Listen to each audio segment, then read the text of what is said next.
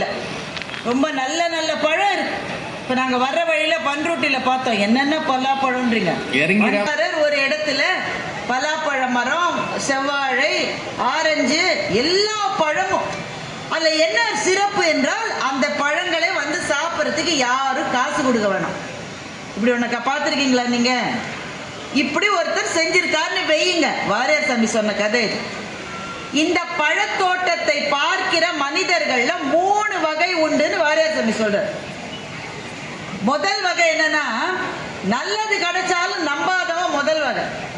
நம்ம பல பேர் இப்படித்தான் சந்தேகப்படுவானா, இத போய் காசு இல்லாம ஒருத்தன் கொடுத்துருக்கான்னா உள்ள என்னவோ ஒரு சூட்சுமம் வச்சிருக்கான், ஒருவேளை பேய்கி உள்ள இருக்கோ அப்படின்னு சொல்லி இந்த பழத்தை போய் நான் சாப்பிட்டு வேற பிரச்சனையில மாட்டிக்க வேணாம், இதை விட எனக்கு வேற வேலை இருக்குன்னு போயிடுவாங்க. இதுதான் நம்மில் பல பேர்.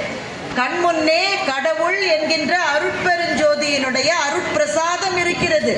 ஆனா எனக்கு வேற வேலை இருக்கு, நான் போனை பார்க்கணும், நான் வாட்ஸ்அப்பை பார்க்கணும்னு போறவங்க தான் முதல் கட்சி. வாரியார் சாமி சொன்னதுல முதல் கட்சி அவங்க தான். பழமரமே அங்க இருந்தாலும் அவன் பாட்டுக்கு போயிடுவான். ரெண்டாவது கட்சி ஒண்ணு இருக்கு, முதல்ல நம்ப மாட்டான், காசு இல்லாம எவனும் தர மாட்டான்னு. உள்ள போய் சாப்பிட்ட அப்புறம் ஒருவேளை வாங்கிட்டானா என்ன பண்றதுன்னு முதல்ல கொஞ்சம் பயப்படுவாங்களாம்.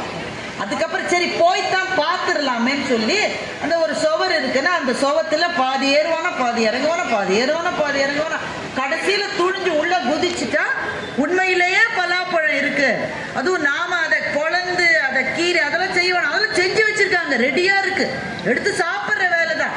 மாம்பழம் இருக்கு, அதை பார்த்து தன்னுடைய அந்த பசிக்காக தான் உண்ணுகிறவர்கள் இவர்களை ஜீவன் முக்தர்கள் என்று வாரியார் சாமி சொல்றார். அதாவது தனக்காக தன்னுடைய நல்வாழ்வுக்காக பரம்பொருள் ஒன்று இருக்கிறது, அதை நாடி போகிறவர்கள் ஜீவன் முக்தர்கள்.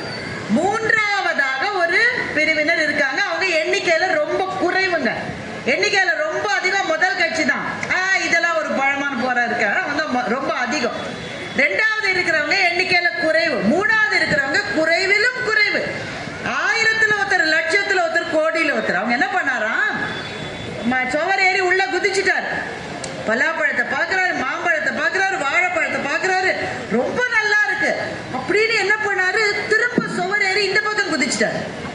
எல்லாரும் கேட்கறாங்களா, என்னப்பா நீ இப்படி செய்யறியே, இவ்வளவு நல்ல பழம் இருக்கு, நீ பார்த்துட்ட சாப்பிட்டுட்ட, இங்கேயே இருந்து சாப்பிடாம எதுக்குப்பா வெளியில குதிக்கிறேன்னு. ஐயோ, இவ்வளவு பெரிய ஒரு அமுதத்தை நான் மாத்திரம் சுவைச்சா போறாதே, நிறைய பேர் சுவைக்காம போயிட்டாங்களே, அவங்களெல்லாம் போய் எப்படியாவது சொல்லி அவங்கள இதுதான்பான்னு சொல்லி கூட்டிட்டு வர்றதுக்காக எனக்கு இல்லைனாலும் பரவாயில்லன்னு வெளியில குதித்தவர்களே அவர்கள் தான் அவதார புருஷர்கள் என்று வாரியார் சாமி சொல்றார். அப்படிப்பட்ட அவதார புருஷர் தான் இந்த மண்ணின் மகானாக இருக்கிற வள்ளல் பெருமானார்.